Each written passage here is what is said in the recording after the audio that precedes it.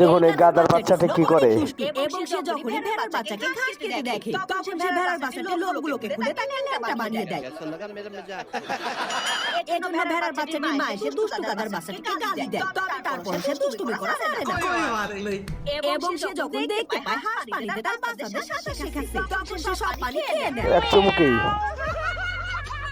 এরপর দুষ্টু গাধার বাচ্চা যখন দেখতে পায় মুরগির বাচ্চাগুলো ভুট্টা খাচ্ছে তখন সে আবারও দুষ্টামি করতে শুরু করে এবং সে সব মুরগির বাচ্চাগুলোকে ভয় দেখিয়ে ভাগিয়ে দেয়। এরপর সে নিজে সব ভুট্টা খেয়ে নেয়,